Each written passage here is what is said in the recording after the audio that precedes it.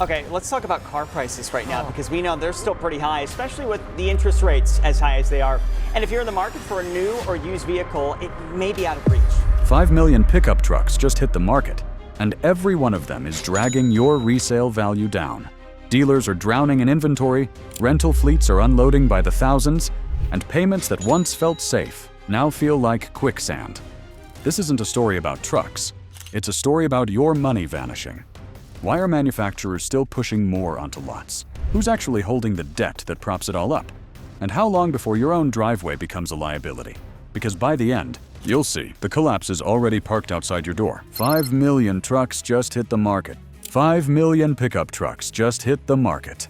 That was the headline that spread like wildfire across forums, news tickers, and social media feeds. It sounded like the end of the road for the American truck market, a number so massive that it bordered on unbelievable. Could it really be true that dealers, manufacturers, and rental companies were dumping 5 million pickups at once? For anyone who owns a truck, the gut reaction was fear. If that many vehicles were being thrown into circulation, then the truck in your driveway just lost value before you even turned the key. Trucks are more than machines. They are status symbols, cultural markers, and financial anchors for households across the country. People finance them over 5, 6, or even 7 years, expecting them to hold value like a badge of honor. The viral claim struck at that pride. Imagine paying $800 a month for something that suddenly looks like yesterday's model simply because the market is flooded. It feels like betrayal, like the ground shifting under your tires without warning. Whether the figure of 5 million was precise or exaggerated almost did not matter. What mattered was the emotional punch. The idea that the very product Americans trusted most, pickup trucks, could suddenly become a liability was enough to ignite panic.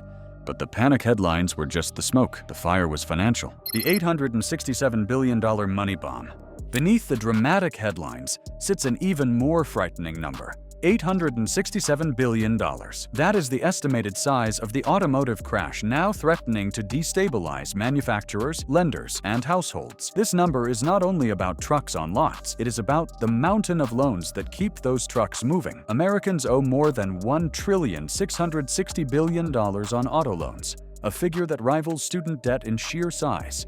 Within that total, cracks are forming. Annual percentage rates for new cars have climbed into the high single digits, while used vehicle loans often push into the teens. Monthly payments that once looked manageable now strain paychecks. Delinquencies are rising, with more borrowers missing payments than at any point since before the pandemic. Each missed payment represents not just a struggling family, but also a ripple through banks and finance companies that depend on steady repayment. Dealers feel the weight through floor plan financing, the system that allows them to borrow money to keep cars on their lots. Every unsold truck racks up interest costs. Multiply that across thousands of units, and the carrying expense becomes unbearable. A dealership that might once have profited on volume now watches margins evaporate while trucks collect dust. The 5 million claim sparked emotion, but this $867 billion bomb is what really drives the crisis.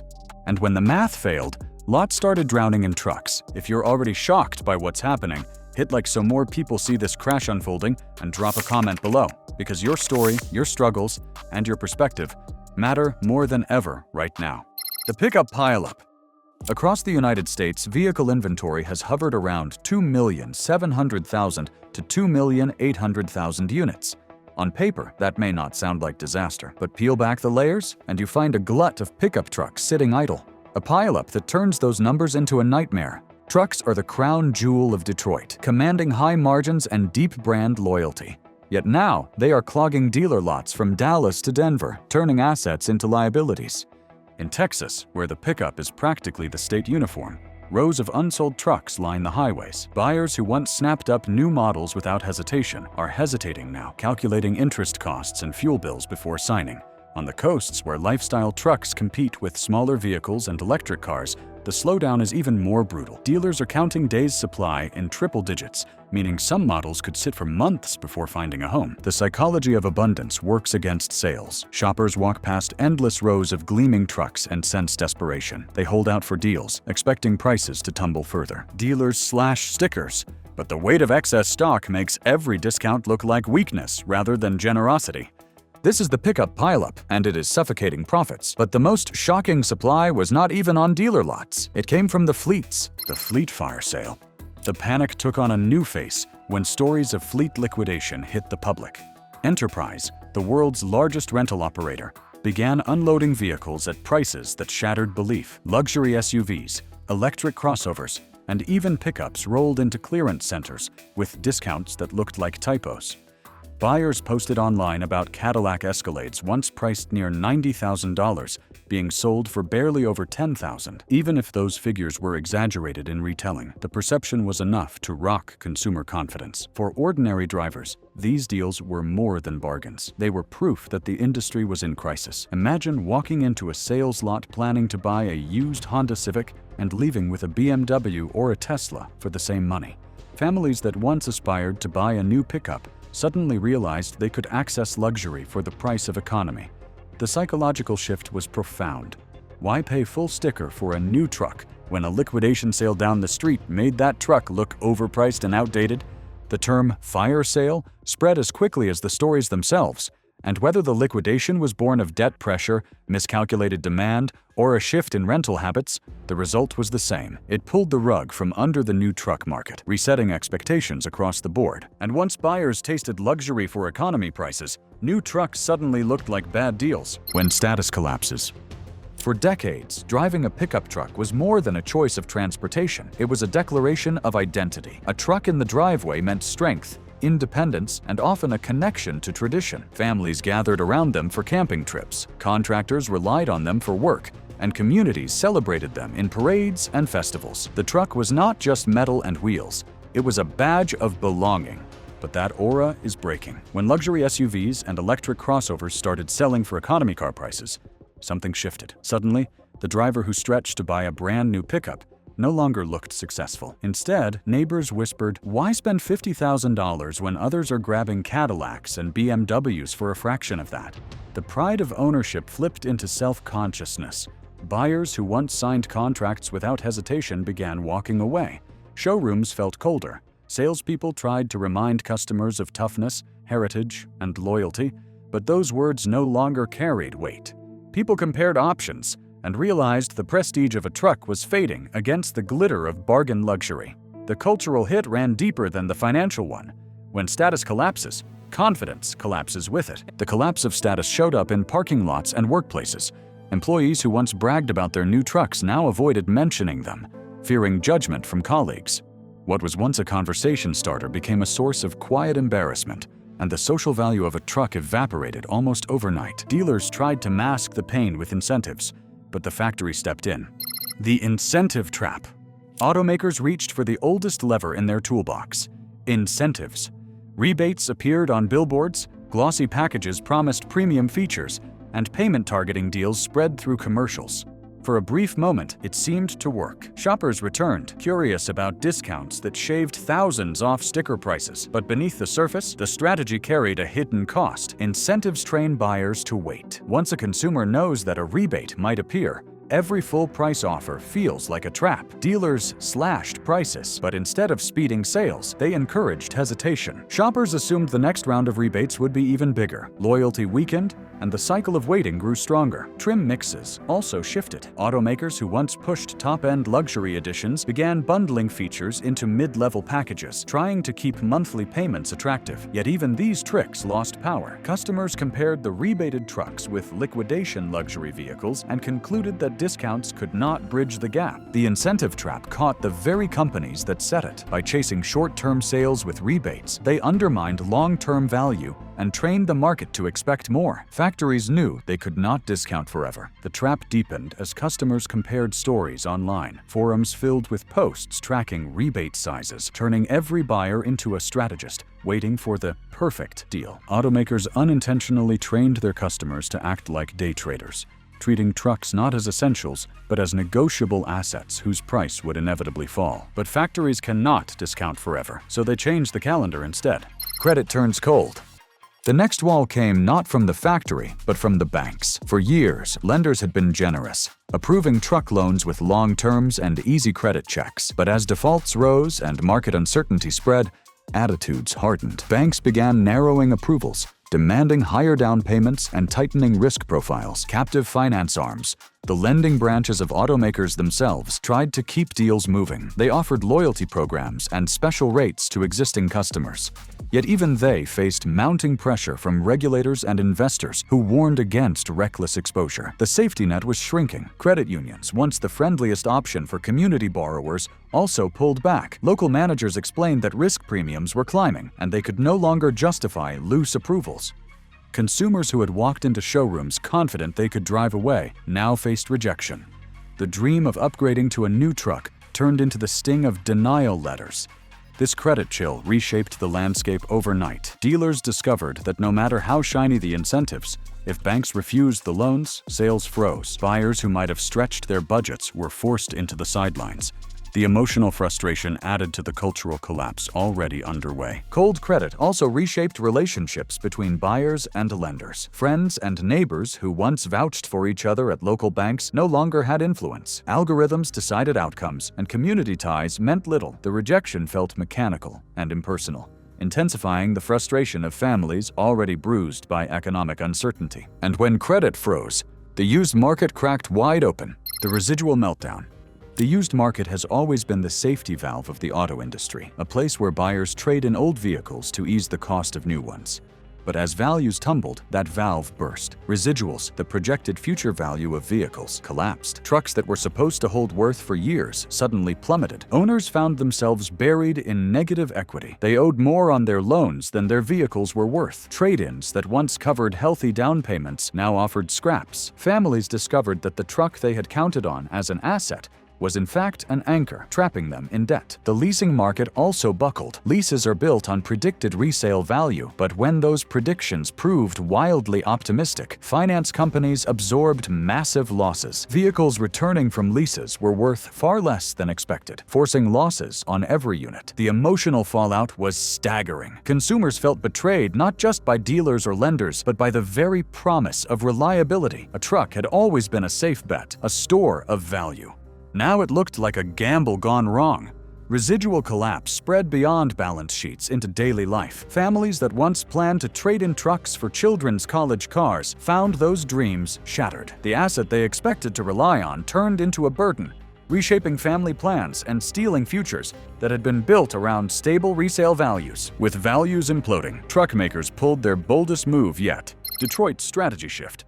When panic spread through the truck market, Detroit did not retreat. It recalibrated. Automakers who once boasted about luxury trims stuffed with leather seats, panoramic roofs, and 20-inch displays quietly pulled them back. Instead of doubling down on excess, they pivoted towards stripped-down, fleet-friendly trucks that promised durability at lower costs. This strategy reflected a recognition that the era of indulgent pickups was faltering. Contractors, municipalities, and delivery companies were less interested in prestige and more concerned with practicality. By shifting to simplified contenting, offering reliable engines, basic interiors, and minimal options, manufacturers aimed to move volume without bleeding margin on luxury features nobody wanted to pay for. It was a humbling reversal. Brands that once fought to outdo each other with premium badges now fought to win government contracts, or fleet buyers who prized efficiency. Ads highlighted value, not glamour, and salespeople pitched trucks as tools rather than trophies. But cutting features could only carry the industry so far. You can simplify, you can reduce, you can reposition. But when the supply chain is still overstuffed, the problem cannot be solved by contenting alone. But on the line, they went even further, pausing production. The factory slowdown. The shock deepened when factories themselves slowed. For decades, assembly lines in Michigan, Kentucky, and Texas prided themselves on non-stop efficiency. But the weight of oversupply forced drastic action. Automakers scheduled production pauses, halting the churn of trucks that dealers could no longer absorb. Shift cuts followed. Plants that once roared day and night now sat silent for stretches of the week. Thousands of workers faced reduced hours, and suppliers who provided everything from steel frames to microchips felt the echo. The ripple spread quickly. If a major plant delayed orders, dozens of small parts companies struggled to survive. Communities built around plants experienced the tension firsthand. Local diners saw fewer customers, logistics firms had fewer loads to haul, and regional tax bases began to shrink. A single production pause was never isolated. It carried shockwaves that extended far beyond factory walls. Still, the move was necessary. Letting trucks pile up unsold would have been worse. Slowing the tap offered a temporary relief, But it also carried a symbolic weight. For the first time in years, America's assembly lines admitted defeat to the market. And while assembly slowed, nostalgia roared back. We've only scratched the surface. If you want the unfiltered truth about what's coming next and how to protect yourself before it's too late, make sure you subscribe right now because the biggest twists are still ahead. Nostalgia sells. When new models could not ignite demand, automakers turned to memory. Few moves illustrated this better than Ram reviving the Hemi badge, an icon that instantly resonated with buyers who remembered its glory days. Nostalgia became a weapon, and it worked. The moment dealerships announced special editions, buyers who had ignored new trucks came back with wallets open. Psychology drove the surge. A truck tied to history felt like an artifact, a link between the present crisis and a past era when pickup symbolized optimism and pride. Limited editions promised rarity, and the fear of missing out overcame the fear of overspending. Sales jumped, not because the trucks were cheaper, but because they were wrapped in storylines. Other brands followed suit, releasing retro packages, anniversary editions, and heritage trims. The designs evoked memories of older models, while marketing emphasized legacy over innovation. It was less about horsepower and more about emotion. The tactic bought time, but nostalgia is a fragile currency. Once the novelty fades, demand returns to reality. A special edition can spike sales for a season, but it cannot rewrite the underlying economics of a collapsing market. But short-term hype could not fight long-term politics. The policy shock? As if collapsing sales and desperate strategies were not enough, politics entered the fight. Tariffs on imported steel and aluminum raised costs for truck makers already struggling to preserve margins. Suddenly, every chassis, every panel carried a premium driven not by demand, but by government decree. At the same time, subsidies for electric vehicles tilted the playing field. While traditional pickups sat unsold, policymakers dangled generous credits for consumers who chose battery-powered alternatives. That meant buyers who might have stretched for a gas-powered truck instead opted for subsidized electric crossovers or compact EVs. Fuel efficiency rules added another layer of volatility. Automakers were forced to balance compliance with reality, redesigning trucks to meet stricter standards, while consumers demanded lower prices. The mismatch between regulation and market appetite created chaos. This policy storm compounded uncertainty. Executives could plan for consumer cycles, but they could not predict sudden tariff shifts or subsidy rollouts that rewired incentives overnight. Each change turned spreadsheets upside down, making long-term strategy nearly impossible. And when politics hit, workers paid first. When trucks stop, towns stop. In towns across the Midwest and the South, trucks are more than a product. They are the heartbeat of the local economy. When factories announced layoffs, the pain spread instantly.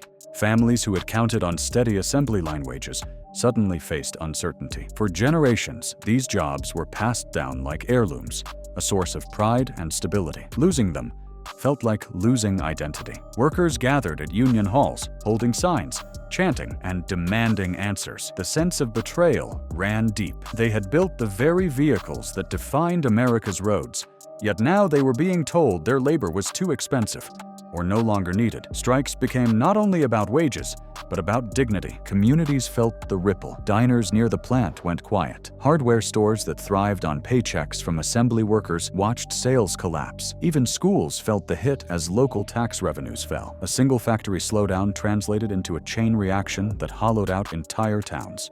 The shutdown of truck production was not just an industrial decision, it was a social earthquake. And when workers walked out or were forced out, entire communities lost their anchors. The collapse also carried invisible scars. Depression rates spiked among displaced workers, and younger generations looked elsewhere for opportunity.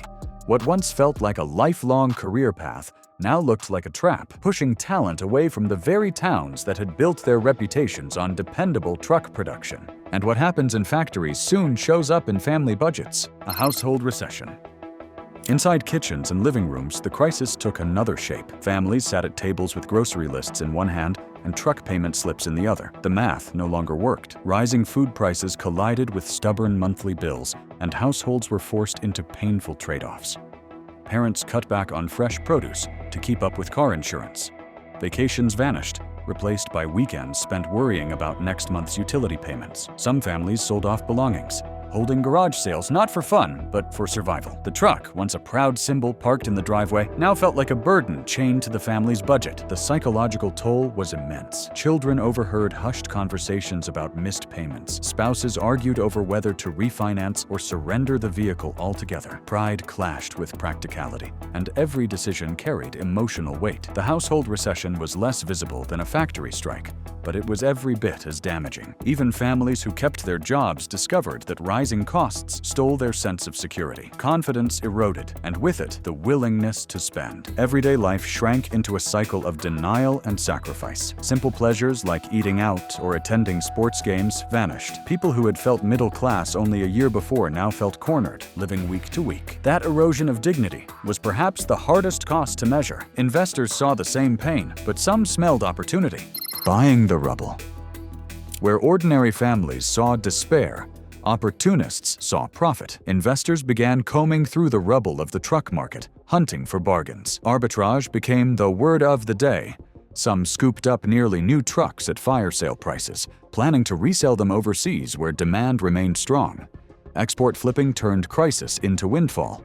Others targeted distressed dealerships, buying entire lots at a discount and holding the inventory until prices recovered. Hedge funds and private equity firms quietly positioned themselves, betting that a short-term collapse would eventually swing back into balance. For them, every layoff and every price cut was a signal to strike, not with picket signs, but with checkbooks. This cold strategy highlighted the divide between Wall Street and Main Street. While families struggled to buy groceries, investors were profiting from their pain.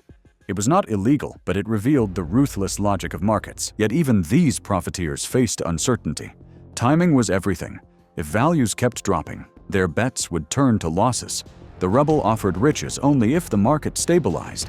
If not, fortunes could evaporate as quickly as they were made.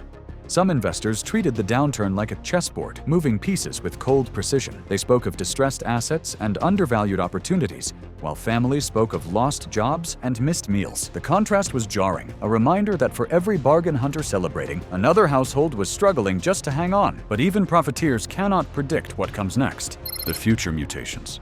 What comes next is not a single answer, but a series of possible futures. Scenario 1 imagines rate easing, where interest costs finally fall and buyers regain confidence. Trucks could rebound, dealerships could recover, and workers might see shifts return. Scenario 2 imagines sticky rates, where borrowing remains expensive, demand stays weak, and the glut drags on for years. And Scenario 3 imagines a policy shock, where sudden tariffs or subsidies once again rewrite the rules overnight. Each scenario carries consequences for ordinary people. A rebound means rising values, but it also means those who waited may miss their chance at bargains.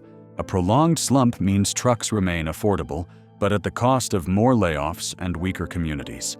A policy shock could reward some buyers while punishing others, depending on timing and vehicle type. The truth is that no automaker, no dealer, and no investor can predict which path will dominate. Consumers must weigh risk against opportunity. Should they buy now, gamble on waiting, or abandon the truck market altogether? These scenarios are not abstract theories. They touch wallets and futures directly. A change in interest rates can decide whether a family keeps its truck or gives it back. A sudden subsidy can make one model desirable while destroying another. Every mutation carries consequences that ordinary buyers cannot ignore. The only certainty is uncertainty itself, because the next truck crisis could be even bigger. The truck collapse isn't just numbers on a screen. It's lives, wallets, and futures being rewritten in real time. 5 million pickups flooding the market, $867 billion in automotive chaos, and still the storm is only building. You've now seen the cracks in the system that others are still ignoring. The question is, will you act before the next wave hits? Because the market won't wait, and hesitation is the most expensive choice of all. Stay sharp, stay informed, and never forget, the road ahead just changed forever.